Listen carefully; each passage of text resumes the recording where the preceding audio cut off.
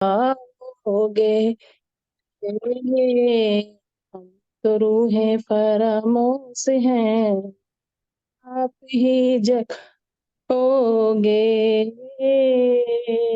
नींद का जो डाला पर्दा, कब इसे हटाओगे। नींद का जो डाला पर्दा, कब इसे हटाओगे। आपके हुक्म से धनी रूहें खेल देख रही।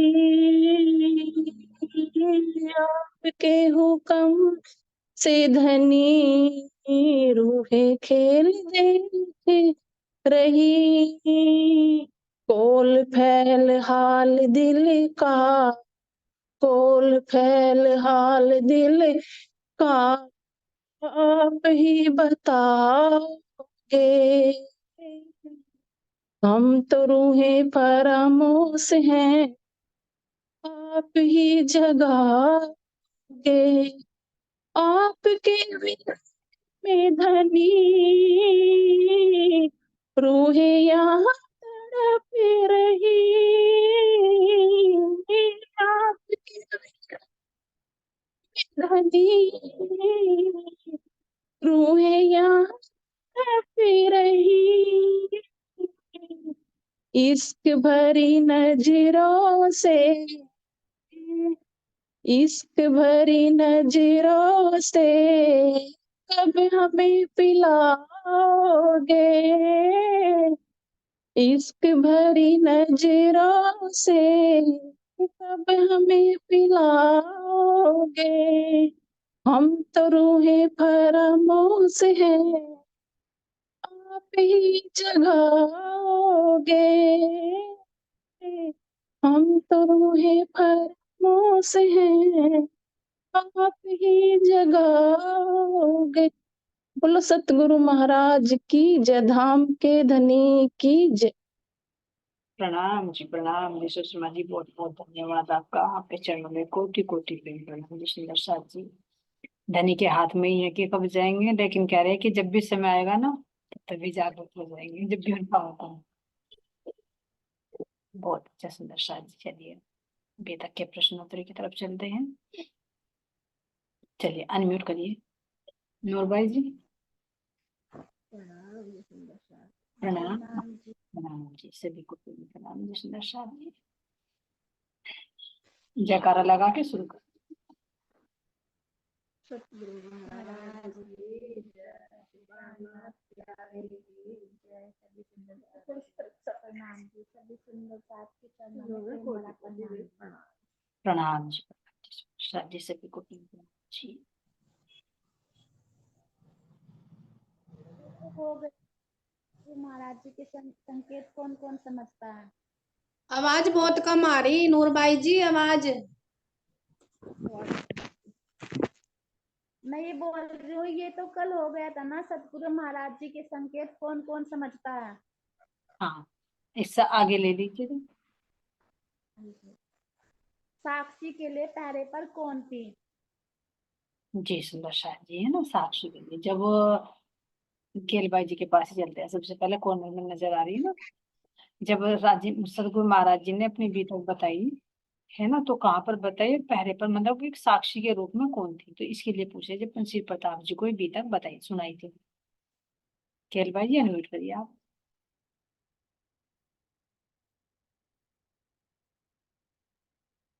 प्रणाम जी। प्रणाम जी। जी मुझे नहीं पता कौन थी। चलिए कोई बात नहीं, कोई बात नहीं है, चलो आपने इतना प्रणाम प्रणाम जी। मैं आज क्वेश्चन ही ना पढ़े, चलिए कोई बात नहीं, बोल काम में बिजी हो रहे थे भाई। जी कोई बात नहीं, बोले सकी जी, आप बताइए। हाँ जी, इनका नाम तो समझ में नहीं, पर जैसा समझ में आया ऐसे लिख दिया मैंने। ऐसा था, वो है था जी, ये पहले पे तो ये थी रानी चलसीना ने थी बक्सी। मेरी समझ में ऐसा ही आया था। कोई बात नहीं, विजय लक्ष्मी जी और क्लियर कर देंगे। विजय लक्ष्मी जी आप बताइए। चलसी में की रानी थी।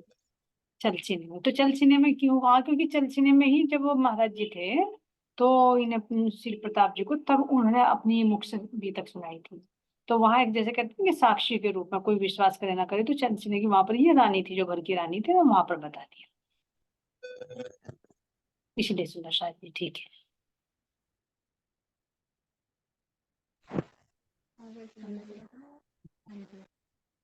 स्वर्णमयी चरित्र को लिख सकते हैं या बखान कर सकते हैं, इसका परिणाम सदगुरु महाराज जी ने कैसे दिया और किसके लिए लिखवाया? किसके लिए दिया, किसके लिए लिखवाया? हरियल सखी जी कहाँ हो आप? हाँ जी प्रणाम जी, दोबारा बोलियो, क्वेश्चन समझ ही नहीं आ रहा, बहुत कम आवाज आ रही इनकी तो। आपको आ रही होगी आवाज, तो सही है इनकी। स्वर्णमयी चरित्र को लिख सकते हैं या बखान कर सकते हैं, इसका परिणाम सदगुरु महाराज जी ने कैसे दिया और किसके लिए लिखवाया?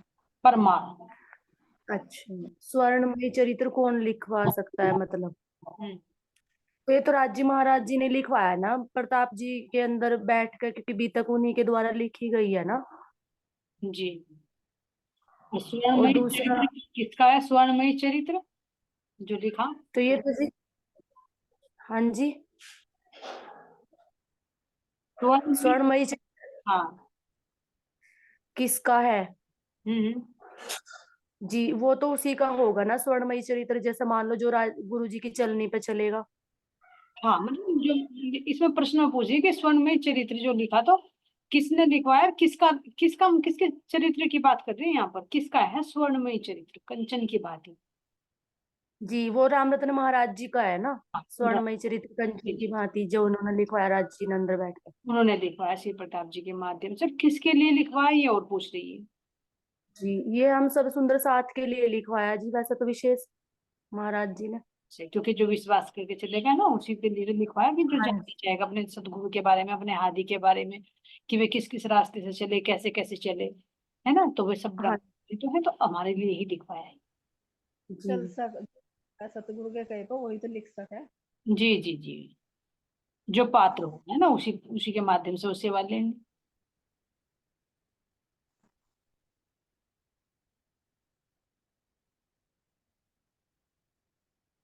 हमें विश्वास कैसे करना चाहिए सदगुरु महाराज जी पर? सुनिए, चंद्र सुंदर साथ जी, मोहित जी आ गए। मोहित जी आप बताओगे? अगर बोल सकते हो तो कोई बात नहीं, तो और सुंदर साथ बता देंगे। सतगुरु पर कैसे विश्वास करना चाहिए?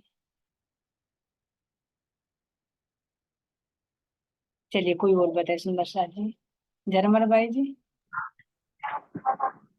प्रणाम जी। प्रणाम जी।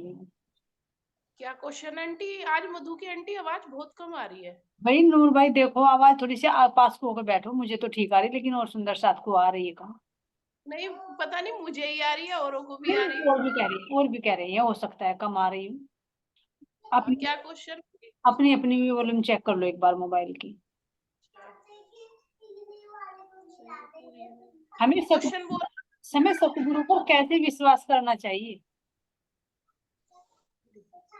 हमें सतगुरु पर मतलब अपने पहले तो शोर हो रहा कोई है। बात नहीं, सतगुरु चले कोई बात नहीं। सुमन सखी जी प्रणाम। सतगुरु के जो मतलब सबसे पहले तो हमें सतगुरु की पहचान करनी चाहिए, जो बिल्कुल कंचन समान है, जो 16 उसको तपाए हुए है। फिर उसकी चलनी पे चलन बनाना चाहिए। बिल्कुल सही। मुझे तो इतना ही पता आंटी। नहीं नहीं सही कह रहे हो। फिर विश्वास की बात रही हुई, तो बिल्कुल सही बता दिया अपना विश्वास फिर कैसे कर लेना चाहिए उस पर। पहले तो अच्छी तरह देख लिया हमने ना, हाँ, हमारे सतगुरु हैं, उनके पास वास्तविकता है। फिर कैसे विश्वास करना चाहिए, जो बीतक में है उसके हिसाब से पूछ रही है। वैसे आपने सही बताया, दृढ़ विश्वास होना चाहिए आंटी। दृढ़ विश्वास, बिल्कुल सही। और जी और हमारे अंदर जो शंका से रहित होना चाहिए, हमें अपने अंदर किसी चीज का भी वो ना रखना चाहिए शंका, पूर्ण रूप से अपने राज्य महाराज पे दृढ़ विश्वास करना चाहिए जी। दृढ़ विश्वास है ना, पहले अच्छी तरह से पहचान ले, जब पहचान हो जाए तो फिर दृढ़ विश्वास कर ले, किसको कहा गया यहाँ पर आंख मीच कर, है ना। आप पहले हाँ तो जी। खोल कर परख लो अच्छी तरह से, जो गुरु की पहचान दी है सतगुरु महाराज जी ने वाणी में। और जब परख लेते हैं तो फिर हाँ दृढ़ जी। विश्वास करके आंख बंद करके, यानी आंख मीच कर विश्वास करना चाहिए, है ना। फिर शंका नहीं लानी चाहिए। हाँ जी। बिल्कुल सही था सुंदर साहब जी। हाँ जी, प्रणाम जी। जब एक बार समर्पित हो गए तो हो गए, तो ये हो गया दृढ़ विश्वास के। जो कोई कुछ भी कह रहा ना, उसको बिल्कुल भी सुनना नहीं, अपने सतगुरु की चलनी पे चलते रहना। पीछे खींचने वाले तो बहुत है, तो एक बिल्कुल कह देते थे विश्वास का झंडा। जो आत्माएं विश्वास का झंडा लेकर अटल खड़ी ना, जैसे हमारे महाराज जी पन्ना में झंडा गाड़ा था विश्वास का, इश्क का, तो हम आत्माओं को ऐसे ही रहना। चाहे कोई कितना बिकाओ, तो हमें डगमगाना नहीं। जी बिल्कुल सही। किसके माध्यम से हफ्सा में वाणी का अवतरण हुआ? हफ्सा में किसके द्वारा वाणी का अवतरण हुआ? सुमन मनावर से सुमन जी। किरंतन। एक मिनट, सुमन गलत है? सुमन जी के पास चलते हैं। नहीं, गलत भी नहीं, सही बताया आपने। किरंतन वाणी का ये एक भाग है ना।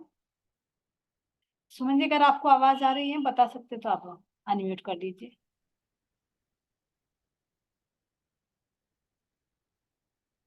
चलिए, शायद आवाज नहीं जा रही उन्हें। सीमा जी, आप बताओगे? सीमा जी। प्रणाम जी। प्रणाम जी। हवसा में जी मेहराज जी, श्री मेहराज जी के तन में आके करा था ना वाणी हाँ का संचरण। जी जी जी, वाणी का जो अवतरण हुआ हफ्सा में, वो इंद्रावती जी के माध्यम से हुआ है ना। हाँ जी। और की किसने वाणी प्रकट की? हृदय में बैठ महाराज जी ने। महाराज। कौन से महाराज जी ने?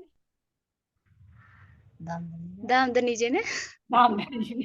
रामनाथ जी ने। राज जी गए रामनाथ हाँ जी। जी। महाराज जी सतगुरु के लिए आता है अधिकतर सब, लेकिन लगा देते हैं महाराज जी महाराज जी, है ना। वो हाँ सतगुरु के जी। लिए आता है, सतगुरु महाराज जी, है ना। राज जी हाँ जी। कुछ है। गोवर्धन और श्यामल ठाकुर के अंदर प्रेरणा किसने दी लिपिबद्ध की? लिपिबद्ध इसी के अंदर छिपी है, इसका तो आंसर इसी के अंदर आ गया। और सुषमा जी के मुख से सुनते हैं और क्लियर कर देंगे एक बार। प्रणाम जी। प्रणाम जी।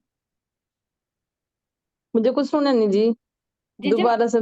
जब हबसा में श्री महराज ठाकुर जी थे, तो उनके भाई थे जो सामलिया और उद्धव ठाकुर, तो उनके अंदर कैसे प्रेरणा आई कि इस वाणी को हम लिखे? क्या उन्होंने कहा महराज ठाकुर जी ने उनको कि ये जो मेरे मुख से वाणी उतर रही है, इसे लिख लो?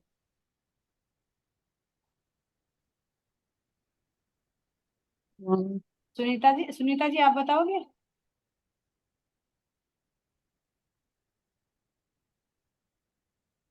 प्रणाम जी। प्रणाम जी। सुमन जी, चलिए आप बताइए। जैसे वाणी अवतरित हो रही है ना, तो उन्होंने अपने आप ही लिखी थी कि कुछ ये वो है, ये कुछ मतलब चौपाइयाँ उतर रही, तो उन्होंने अपनी समझ से लिखी थी। तो वो उन्होंने बताया नहीं था, उन्होंने अपने आप ही वे चौपाइयाँ लिखी थी कि कुछ ये ऐसी है कि आने वाले काम है, ये आने वाले के समय के लिए, तो तब लिखी थी उन्होंने तो सामलिया दीवार। जो उनके भाई थे सामलिया, उनको तो विश्वास भी नहीं था। वो तो जैसे वो हो गए थे ना, अरेस्ट कर लिए थे, तो उनके साथ में बंदी बना लिया था उनको, तो उनको तो विश्वास भी नहीं था। फिर उनके दिल में क्यों आई कि इसको लिख लिया जाए? तो मेहर थी ना, प्रणाम जी। जी। मेहर थी ना शर्मा, राज्य की मेयर। राज जी। आया था उस टाइम। हाँ, और उनको वो आवेश आया। अनुभूति भी हुई ना वहां पर उन्हें, जैसे भाई रास के दर्शन होना, है ना, आवाज आने, वो चीजें उनका अनुभव हुआ ना, तो उनको पता चल गया कि ये मेरे भाई भले ही बाहर से है, लेकिन वास्तव में दिव्य शक्ति है। तो ये जो वाणी है अभिषित वाणी, तो उससे प्रभावित हुए, राज्य महाराज जी की प्रेरणा से उनके दिल में आई कि हम इसको लिपिबद्ध कर। जबकि लिखने का कोई भी साधन नहीं था ना, कोयले से दीवार पर लिखी है, लेकिन फिर भी क्योंकि अंदर में राज्य महाराज जी ने वो प्रेरणा। जी। इसके इससे संबंधित सुंदर सा जी एक प्रश्न और उठ रहा है। जब उन्हें लिपिबद्ध करने की प्रेरणा क्यों दी? पहले जब वो देवचंद जी के माध्यम से भी वाणी अवतरित हुई, तब तो नहीं लिखी गई थी, फिर अभी क्यों लिखने की प्रेरणा दिल में आई? गोपी सखी जी। प्रणाम जी। प्रणाम। ये तो इसलिए आई कि देवचंद जी ने तो हमें खोज के दिया, और फिर जैसे कि हम सुंदर साथ आगे, जैसे हम तो सुंदर साथ है अनजान, हमारे लिए उन्होंने ये बीतक लिखवाई, इसलिए उन्होंने लिखी लिखी व्रत करवाई, लिपि व्रत करवाया। वाणी को। जैसे कि हमें अगले वाले सुंदर साथ को हम उनके राह पे चल सके, अपने सतगुरु के जो उन्होंने हमें बताया उनके रास्ते पे चल सकें, जी इसलिए प्रणाम। प्रणाम जी, क्योंकि देवचंद जी महाराज जी की जब वाणी उतरी थी तो लिपि व्रत नहीं की गई नहीं था, तो जो सुंदर साथ थे फिर फरामोशी में डूब गए थे, जैसे उनका शरीर में तम ध्यान हो गए। तो इसीलिए फिर राज जी महाराज जी ने दिल में ली कि आने वाले फिर सुंदर साथ को क्या राह मिले, तो इसलिए वो प्रेरणा दी कि इस वाणी को लिपिबद्ध कर लिया जाए। कागज पे तो बाद में उतारी गई है ना, तो ऐसे जैसे भी वाणी उतरती रही वैसे ही सुंदर साथ वहां पर लिखते रहे।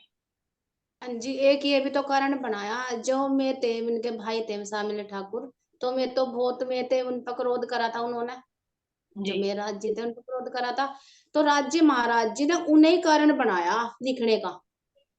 हाँ हाँ हाँ, क्योंकि उस समय हाँ वे जी, सुनना पड़ता है। देखो, जिसको परिवर्तन करना होता है ना, जब राज्य को कार्य लेना होता है ना, सुंदर साथ जी वो कैसे भी स्वभाव का है ना, उसको भी डाल देते। तभी तो कह रहे हाँ काले जी, पर ढींग हुए। जी जी। जो कठोर दिल वाले थे वे भी पिघल गए धनी की इस वाणी को सुन। हाँ जी, ये अलौकिक शक्ति उतर रही, जो शब्द उनके अंदर से उतर रहे थे ना, तो उन्हें तो पता नहीं था, मेरा ठाकुर को तो पता नहीं था, जो उनके अंदर में इंद्रावती सखी थे, तो धमधनी ना उनके अंदर बैठ के, तो उनके मुख से जो मैं अंदर शब्द बोल रहे थे, तो मैं शब्दों के द्वारा राज्य अपना प्रज्ञासा करवाया, क्या उन्हें नू भी नहीं पता हम लिख क्या रहे, मैं बोलते चले गए और मैं दीवार पे लिखते चले गए, पर उन्हें समझ तो नहीं थी ना, तो राज्य ने उनके अंदर ये प्रेरणा दी, भाई तुम इसे लिखो, यो अलौकिक शक्ति है, एक राज्य के शब्द है, इस शब्दातीत अपने शब्दों माँ के अपनी वाणी का बखान करे, यानी कि मैं कैसा हूँ, राज्य ने उन्हें प्रेरणा दी ये लिखने की। बिल्कुल सही हुआ, सब कुछ राज्य की मेहर से। सुंदर साथ जी देखिए, और एक प्रभाव भी पड़ता है, ऐसी बात नहीं, क्योंकि पहले उन्हें पता था कि सतगुरु का कितने समर्पित हैं, जो पीछे काल के झगड़ा हो गया था, है ना, तो कैसे वे चर्चा तो उन्होंने सुनी थी, लेकिन भले ही बाहर से विश्वास ना करे, कुछ कुछ भी कारण हो सकता है। और फिर उनके साथ में वो रहे तो उन्होंने सारी एक्टिविटी भी देखी वहां पर, क्योंकि जहां संगति में रहेंगे वो हो रहा रहेगा, तो इफेक्ट जरूर पड़ता है उस चीज का। और विशेष रूप से तो धनी की मेहर, जो ये कार्य होना था, तो दो भाई थे वहां पर, इसलिए दोनों को ही वो माध्यम बनाया। चलिए ठीक है, सुंदर सा। जैसे कि वो वाणी लिखी गई थी, महाराज जब उतर रही थी इंद्रावती के अंदर से, और उन्होंने कोले से लिखी थी, मुझे लगा उस कोले में भी शक्ति आ गई होगी, इतनी वाणी कहाँ लिखी जा। कुछ कुछ लिखी होगी, कुछ लिखी होगी, सारी वाणी उतरी तो काफी वहां पर। देखो, राश भी उतरा, प्रकाश भी उतरा, है ना, सट ऋतु भी। सही कह रहे वैसे, है ना, कोई चीज बाद में व्यवस्था की गई हो, जैसे रानियों को भी पता चला था वहां की, उन्हें लगा भले ही वो मंत्री तो चले गए थे ना बाहर, लेकिन रानियों को तो विश्वास हो गया था ना, तो शायद फिर कागज की व्यवस्था की गई हो, सारी तो वाणी, सारी तो दीवार पर नहीं लिखी गई होगी। अभी भी कोई सुंदर साथ गए वहां पर, सुंदर साथ जी हम तो नहीं गए, लेकिन बताते हैं कि अभी भी लिखी हुई है, तो शायद पूरा रास प्रकाश, रास की खैर कुछ चौपाइयां तो वहां से भी उतरी हैं, मेड़ता में भी उतरी हैं, और कुछ रास के जो 5 प्रकरण में दीप बंदर में उतरे हैं, लेकिन फिर भी लिखा हुआ तो शायद सारी तो लिखी हुई नहीं हो, तो बाद में कुछ व्यवस्था कराई गई हो, जैसे राम जी का दिल परिवर्तित हो गया था।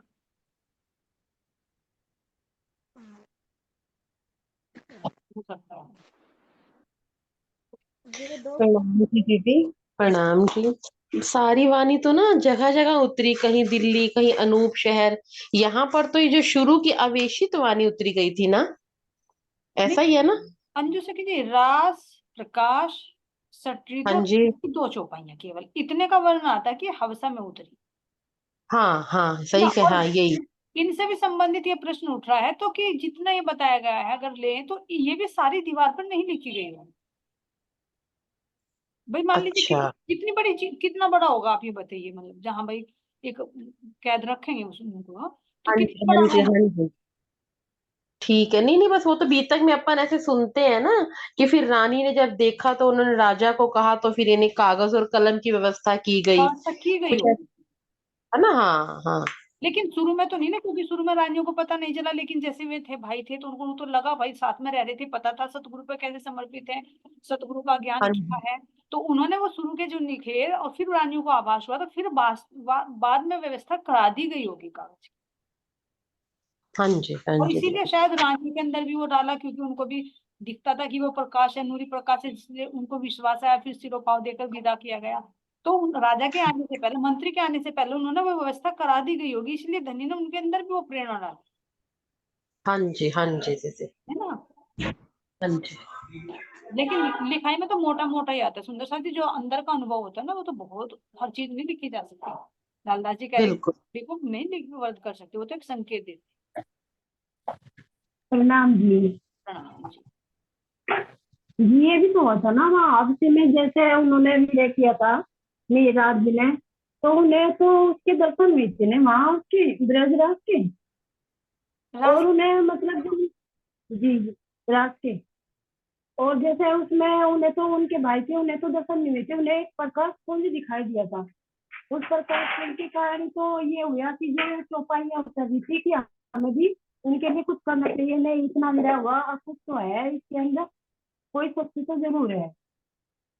तो एक प्रकाश पुंज दिखाई दिया था ना, कुछ प्रेरणा उसके कारण भी तो मिली थी ना उन्हें, हाँ देखो अब कुछ तो प्रकाश, दिखाई दे रहा है। बिल्कुल सही है। देखो उसको तो सुंदर साथ जी जब कोई दिखाई देगा तो बाहर से उसको प्रकाश पुंज ही कहेगा, लेकिन वो प्रकाश पुंज निराकार तो नहीं, उसकी कोई ना कोई आकृति तो नजर आई होगी जरूर।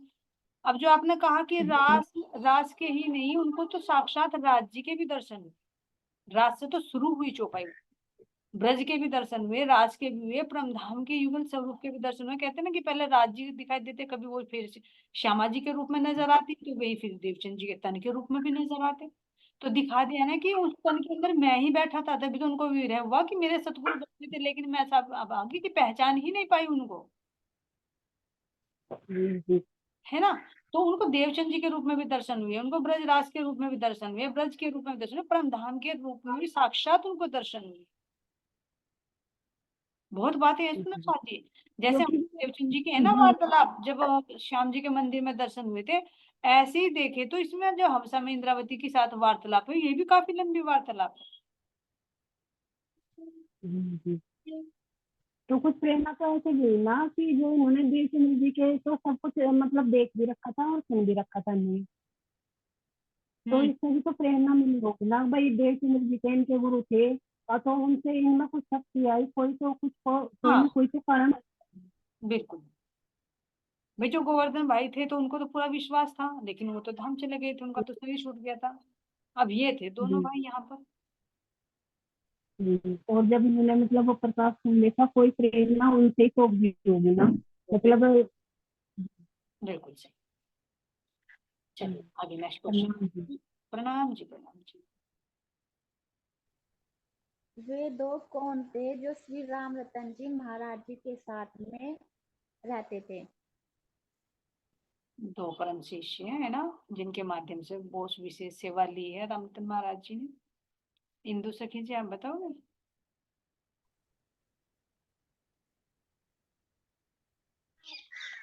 प्रणाम जी। हाँ जी मुझे नहीं पता इस बात का। ठीक, कोई कोई बात नहीं है। बबीता प्रणाम जी। बता जी, मोती सखी जी बता। प्रणाम जी। मोती सखी जी।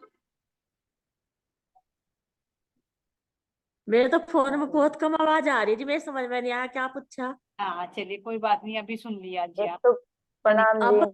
जी जी केल भाई जी मेरा तो ऐसा लग रहा है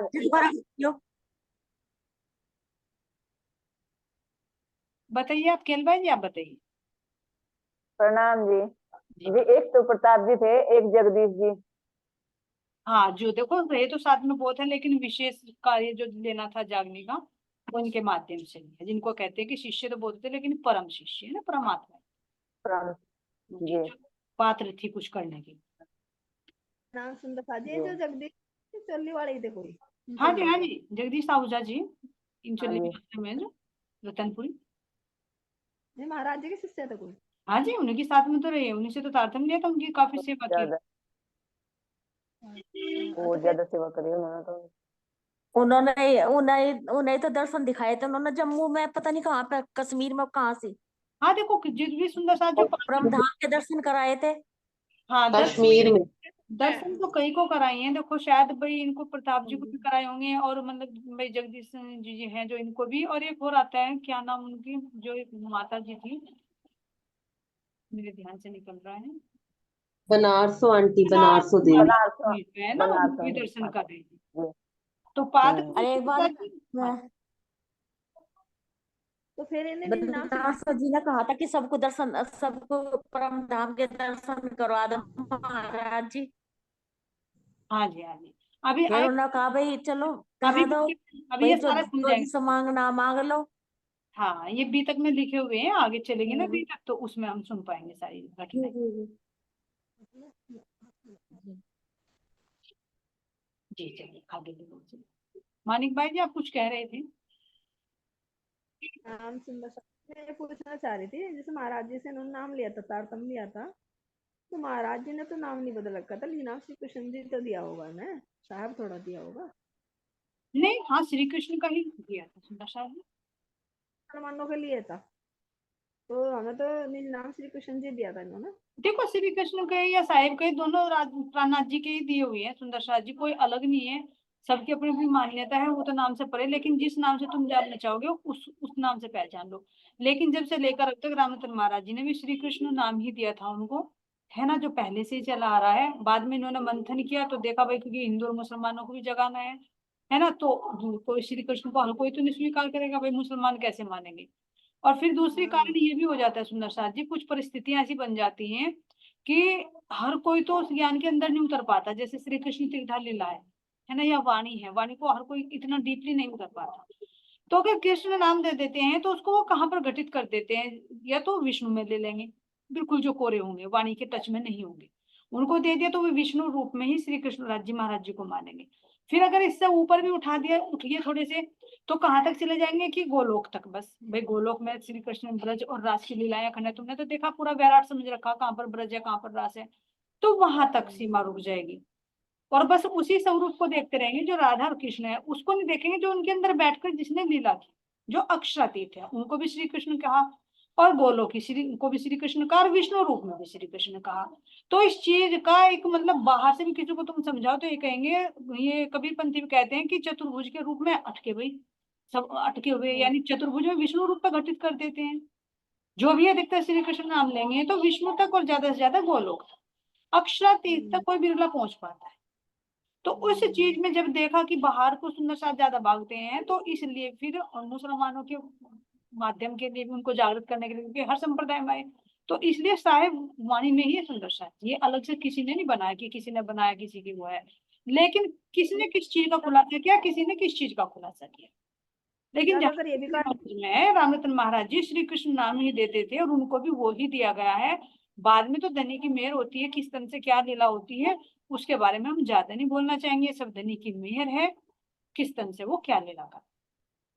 क्या पता जगदीश जी ने भी यही करा हो, कभी कृष्ण जी में अटक जा, बहुत से ज्ञान भी तो हो ना। हाँ, ये कारण बनता है सुंदर साथ जी। क्योंकि हम भी तो ऐसे ही थे ना, पहले हम कह रहे कृष्ण जी कौन सा कृष्ण जी, तो अब पता लगा ना। हाँ, और फिर मुस्लिम लोग तो नहीं समझ पाएंगे ना, इसकी चीज को मानेंगे नहीं। अब तो मान भी लेंगे खैर, लेकिन उस समय तो देखो कितने थे, औरंगजेब हिंदी भी भाषा नहीं देखना चाहता, हिंदू का मुंह भी नहीं देखना चाहता था। हमारे दीदी आपका मंथन बहुत अच्छा जी है ना दीदी, आपका ना मंथन बहुत अच्छा है, इसलिए आप इस बात को अच्छे से समझ पाए और क्लियर कर पाए हो। जो यहाँ भी बहुत से प्रणामी ऐसे हैं ना हमारे जयपुर में भी, अभी तक भी प्रतिबिंब की लीला वहां तक की बात करते हैं, आगे नहीं समझ पाते। और इसी बात की लड़ाई है, वो क्या ये नहीं समझना चाह रहे ना कि पहले पहले दिन में कौन आया, ब्रिज की रास की, यानी 6 दिन की लीला नहीं समझते। ऊपर ऊपर का देख लेते हैं ना, अंदर का जैसे जो मंथन करता है ना, जैसे अब आपने, आपका मंथन अच्छा है तो आप इस रिजल्ट पर पहुंच पाए। अब जिसका मंथन नहीं होगा वो क्या करेगा, वो लड़ने को ही तैयार रहेगा। ये ऐसा है ना दीदी। विरोध बनता है जब तक देखो सुंदर साथी, कुछ तो होती है अज्ञानता, मैं कहना चाहूंगी कुछ हाँ तो जी। होती है एक अज्ञानता, और कुछ जानबूझकर अपनी सत्ता के लिए, अपना कोई एक नीचे ना गिर जाए, दूसरों को नीचा गिराए, है ना, उसके लिए भी, अपनी पद प्रतिष्ठा के लिए भी एक अनजान को बहकाते हैं, उसका एक मतलब उसके अंदर वो जहर घोल घोल कर उसका विरोध खड़ा कर देते हैं उसके दिल में। तो वो तो भोले भाले, उनको तो नहीं समझ है, लेकिन उनके अंदर एक जहर घोल दिया जाता है। लेकिन जब धनी की मेहर होती है और वाणी को हम समझ पाते हैं तो तब समझेंगे कोई विरोध नहीं है, सब धनी के ही में। क्योंकि चौपाई भी हमारी वाणी में भी कह रही है साहेब नाम कितनी जगह आया है, तो क्या साहेब हमारे नहीं? नवखंडो आरती में देख लो, श्री जी साहेब जो मेहरबान क्यों बोलते हो फिर, है ना? श्री कृष्ण हमारे अक्षरातीत है, हमारे धामधनी प्रियतम है, इंद्रावती के प्राणों के आधार है, तो किसी भी नाम का हम विरोध नहीं कर सकते। जब हम देवचंद जी का जयकारा बोल सकते हैं, जिस तन में हमारे धामधनी विराजमान हुए श्री महराज ठाकुर, उनका नाम लेना इतना पवित्र है, जिस तन के माध्यम से लीला की, तो श्री कृष्ण नाम से क्यों हमें नफरत है? क्योंकि उस तन में भी तो बैठकर, उस तन से भी तो हमारे धामधनी ने लीला की, जो आज भी बेहद में भी वो नाम है सुंदर साथ जी। सब शास्त्र पुकार पुकार कर कह रहे कि कृष्ण नाम के सामने कुछ नहीं है, वो सर्वोपरि है। तो फिर ये तो थोड़ी सी मानसिकता होती है सुंदर साथ जी, अपनी अज्ञानता कहे या अपनी महानता कहे या अपना शिष्यत्व, अपना बड़प्पन बढ़ाने के लिए, कुछ भी कारण हो सकता है, लेकिन हमें इसमें नहीं उलझना, हमें एक रास्ते पर चलना है कि ये सब मेरे धनी के नाम है और इन नाम से अंदर धनी विराज। बस सारी बात दीदी समझने की है, बस वही वाली बात है ना, बहसबाजी करने, सारी बात समझने की है। जैसे आपने समझा तो अच्छे से समझा दिया। अभी भी जैसे यहाँ किसी से बात करे तो वो यहीं के मथुरा और वृंदावन को घटाते हैं। तो ये कहना चाह रही हूँ मैं आपसे, नई मंथन नहीं है ना, तभी तो नहीं समझ पा रहे ना। जैसे आपने समझा तो आपने अच्छे से क्लियर किया सबको, जी बस ये बात है। बस जितना धनी ने समझाया उतना समझ पाए, नहीं तो देखो एक दुख तो होता है सुंदर साथ जी। शेरपुर गए थे हम पिछले साल, तो जाकर हाँ वहां जी। पर देखा ना, वो आता ना कि कृष्ण का तो नाम है, भजन तो कृष्ण का, लेकिन विष्णु रूप में की द्रौपदी का कैसे चीर बढ़ाया, है ना? मैंने बहुत सारे सब जाते ही मतलब हम माथा टेकने वाले तो मैं वहीं की वहीं अटक गई। मैंने कहा भाई सुंदर साथ में कि तो देखो, मान लीजिए अगर कृष्ण का नाम तो ले रहे, लेकिन कहाँ पर घटित कर रहे? विष्णु रूप में। तो उनकी लीलाओं में, विष्णु की लीलाओं में फिर कोई भेद नहीं पता होता, तो फिर कह रहे कि तुम कहाँ पर पहुंचोगे, फिर नाम लेकर कहाँ का, फिर कहाँ जाओगे? इसलिए उसको समझो, अगर समझ गए तो कोई विरोध नहीं है, चाहे कृष्ण को चाहे साहेब को, क्योंकि वो अक्षरातीत है। ऐसा नहीं सुंदर शाह जी, मैंने सरसावा भी गई थी, मैं उनसे राजन स्वामी जी से भी मैंने बात की थी एक बार, अब सेपरेटी अकेले में बैठ कर उन्होंने बल्कि कहा कि अशोक जी से बात कर लो। मैंने कहा जी मैं इतनी दूर से आई, अगर आप बात करना चाहते तो ठीक है, नहीं तो मैं चल रही, मेरी प्रणाम। काफी डिस्कस हुआ था, तो उन्होंने भी कहा कि जी मतलब ये बताइए समुद्र साथ के अंदर ही हो रहा जी, हमें क्या नाम बदलना चाहिए, नाम बदलना चाहिए? उन्होंने कहा भाई ऐसा कुछ नहीं है, जब तक वो समझेंगे नहीं ना तो तब तक अज्ञानता है, लेकिन जब तुम श्री कृष्ण कह रहे तो उसके पीछे भी तो अनादि और अक्षरातीत लिखा हुआ ना, उसको समझो ना। एक श्री कृष्ण नाम को ही क्यों पकड़ रहे हो? उसके पीछे अनादि और अक्षरातीत लिखा हुआ है। एक साहेब को ही क्यों पकड़ रहे हो? उसके पीछे अनादि और अक्षरातीत लिखा हुआ है। तन यहाँ श्री जगह जो हुआ उसको श्री जी साहेब जी के नाम से, क्योंकि ताजी महाराज जी आवेश रूप से विराजमान हुए, और जब वही शक्ति ब्रज में थी तो वो श्री कृष्ण नाम से कहलाई। लेकिन उसके अंदर उतरो जो अनादि और अक्षरातीत है, इसमें बाहर में मतभेद होगा, लेकिन जब अंदर में उतरोगे तो कोई भी मतभेद नहीं होगा। ऐसा जरूरी नहीं है कि तुम्हें नाम बदलना जरूरी है। अगर नाम बदल कर भी तुम यहाँ पर तन में ही उलझे रहे तो कैसे अंदर पहुंचोगे? अगर तुमने प्राणनाथ जी का स्वरूप पकड़ लिया, महाराज ठाकुर जी का ही तन पकड़ाना, तो फिर अंदर कैसे उतरोगे? और अगर तुमने यही श्री कृष्ण का तन पकड़ लिया, यहाँ ब्रजराज तक रहे या विष्णु तक रहे, तो अंदर कैसे पहुंचोगे? तो बाहर को छोड़ो और अंदर उतरो, बदलो ना बदलो कोई फर्क नहीं पड़ता, लेकिन अंदर से बदलो कि अज्ञानता को छोड़कर जागृति में। और मेरा यही पर्पज था, क्योंकि मैंने कहीं से सुना था तो मैं बेचैन हो गई थी, फिर मैं चली ही गई थी, है ना, कि अकेली गई थी मैं। बिल्कुल सही कह रहे हो दीदी, आपके अंदर दर्द था तो आपने बात को समझा और आगे समझाने की कोशिश की, है ना। और आज आज जितने भी गादीपति हैं आप देख लो, वो क्या करते हैं, मूर्ति पूजा भी कर रहे हैं और करवा भी रहे हैं ना, और समझाते नहीं है। बस मैं ये चाहती हूँ, ब्यास दर्द इस बात का है कि सुंदर साथ को अगर नहीं समझ है, सुंदर साथ तो भोला भाला है, उसको अगर हम समझाएंगे तो समझ जाएगा ना। मैं ये चाहती हूँ सबको राज्य से, यानी अगर आज हमें सदगुरु मिलते हैं तो सदगुरु हमें राज्य से जोड़ते हैं, अपने से नहीं जोड़ते। और जो गादीपति होते हैं वो अपने से जोड़ते हैं। बस ये कहना चाहती हूँ दीदी मैं। नहीं नहीं, विचारधारा ठीक है, सही है आपका, कोई विरोध नहीं सुंदर साथ जी। तो मैं तो यही रिक्वेस्ट करूंगी कि बाहर के शब्दों को छोड़कर, लड़ाई झगड़ा छोड़कर, श्री कृष्ण भी हमारे, श्री साहेब जी हमारे हैं, वो शक्ति ने दोनों में तनों में बैठकर लीला की है, कोई अलग नहीं है। जिस नाम पर तुम्हारी श्रद्धा है उस नाम को पकड़ लो और विश्वास करके ऊपर बढ़ते रहो। लेकिन ये ध्यान रखना कि श्री कृष्ण नाम लेकर विष्णु रूप में या गोलोकी में या रास बांके बिहारी में मत होना, इससे ऊपर उठना है, जो परमधाम में युगल स्वरूप। उनका श्रृंगार भी, वस्त्र आभूषण भी, सब कुछ अलग है ब्रज और राज वाले स्वरूप से। इस बात पर विशेष ध्यान रखें, क्योंकि यहाँ पर यही खटका होता है कि कृष्ण नाम तो दे दिया, लेकिन वो फिर शोभा श्रृंगार सब कुछ अलग पकड़ लेता है, या तो बांके बिहारी का या वाल्मीकि जी। और महाराज जी कह रहे कि इससे ऊपर उठाने की बहिष्ठ भी अलग है, और जो अब कहे कि श्री जी साहिब जी है वो बहिष्ठ भी सत्य स्वरूप की बनेंगे सुंदर साहिब जी। अगर हम उसी शक्ति को पहचान गए कि वही मेरे साहिब हैं, जो अब श्री महाराज ठाकुर जी के तन में बैठकर जो उन्होंने लीला की पूर्ण जागृति की लीला की, ब्रज में प्रेम की लीला की, लेकिन इसमें पूर्ण जागृति की लीला की। कह रहे ऐसा मर्द ना तो कभी हुआ ना कोई होगा।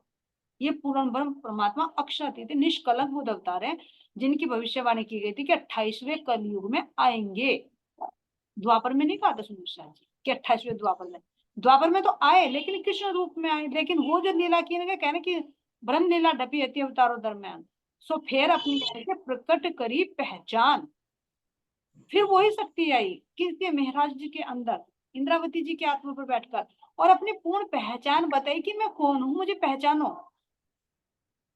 तो फिर हम बाहर के तनों को पकड़कर इसमें ना उलझे, एक वास्तविकता को, मूल को पकड़े, और बाहर के शब्दों में ना लड़ाई झगड़ा करें, ना लड़ाई झगड़ा बढ़ाए, ना विरोध भाव बढ़ाए। हम सब एक धाम के, नहीं तो परम धाम में हंसी तो होनी है, लेकिन और विशेष हंसी हो। किस वाणी को लेकर हम उलझे, है ना सुंदर साहब जी। आगे ले लीजिए, टाइम तो हो चुका वैसे। किसी और को सुंदर साथ के भाव आ रहे हैं तो इस बारे में बोल सकते हैं सुंदर साथ जी। अगर आंटी ये 2 नाम कौन से थे?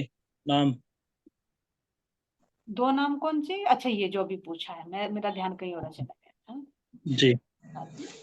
ये श्री जगदीश आहूजा जी जो जी रतनपुरी आश्रम में उनका है ना, और ये श्री प्रताप जी, ठीक है आंटी। इनकी लिखी हुई गीता का हम आज पढ़ रहे हैं। तो सुंदर साथ जी, हमें अंदर से जो हर एक के अंदर जो कुछ मिला है उसे ग्रहण कर, बाहर को छोड़ना है, अंदर का लेना।